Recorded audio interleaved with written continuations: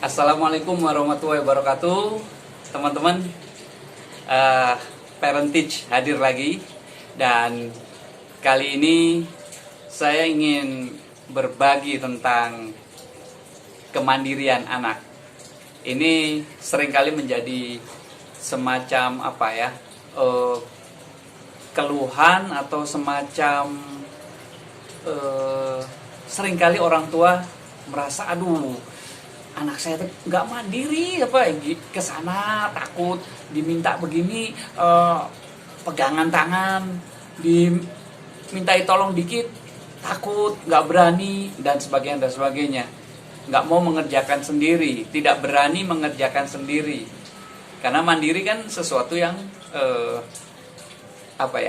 aspek kebisaan, melakukan sesuatu, mengerjakan sesuatu, beraktivitas dengan sendiri begitu, tanpa harus dibantu, tanpa harus ditolong dalam konteks yang memang tidak perlu dibantu. Dia harus mulai berpikir, dia harus melakukan sendiri, bisa pakai baju sendiri, bisa memasak air sendiri dan sebagainya. Kemandirian ini sangat penting kita latihkan pada putra-putri kita sejak dia masih kecil.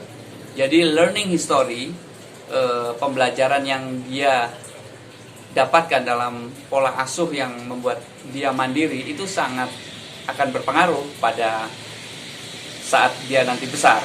Dia akan menjadi orang-orang yang bisa mengambil keputusan, sikap leadershipnya juga ada, kemudian dia tidak mudah meminta bantuan, tidak mudah meminta, tapi lebih banyak mencoba untuk mengerjakan dan memecahkan masalahnya sendiri.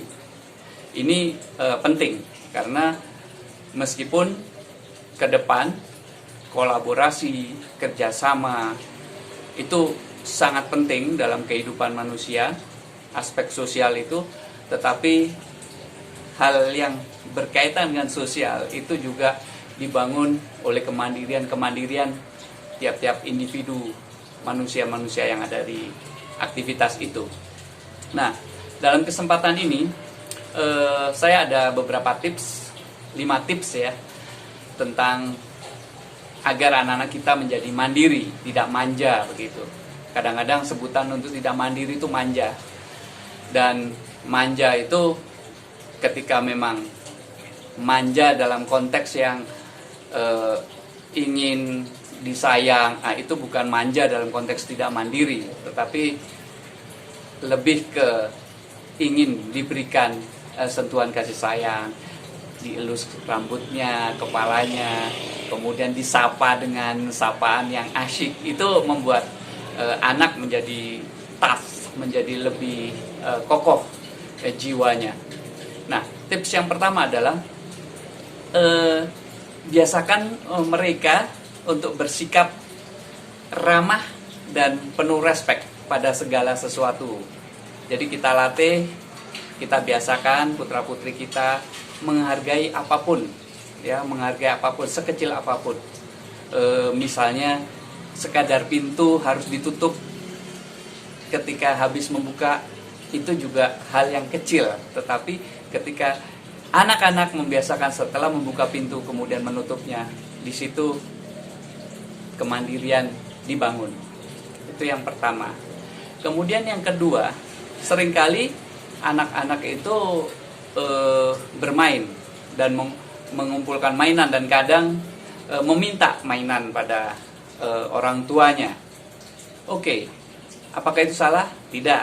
Tetapi cobalah sebelum mereka minta mainan, kita melakukan, membuat sesuatu bersama anak-anak kita, supaya mereka bisa membuat mainannya sendiri. Saya teringat pada putra saya dulu, ketika banyak temannya sudah pegang HP, tetapi karena dia belum punya, dan memang belum waktunya punya, waktu itu masih kelas 1 SD ya, kelas 1 SD, maka dia mencoba membuat sendiri HP itu.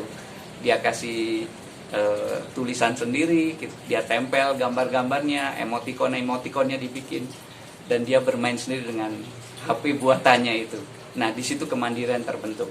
Jadi, tips yang kedua adalah biasakan mereka membuat mainannya sendiri, menyediakan mainannya sendiri sebelum membeli.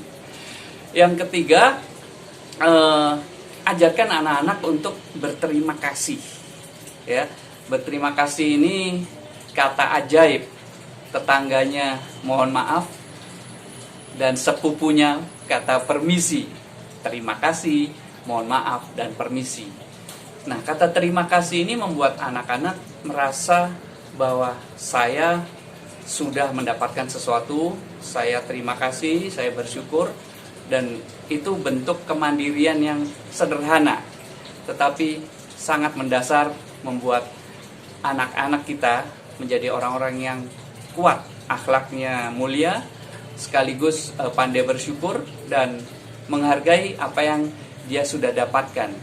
Dan ini membuat anak juga mandiri nantinya, karena tidak segala sesuatu diserahkan ke pihak lain, ke orang lain, tinggal menyuruh dan sebagainya.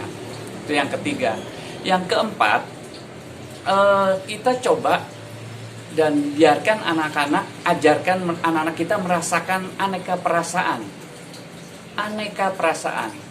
Perasaan sedih ketika mendengar misalnya ada tetangga yang meninggal, atau yang ada temannya yang sakit, atau merasakan bahwa aduh, hari ini hujan begini, kita bisa di tempat yang teduh, tidak kedinginan, sementara ada teman-temannya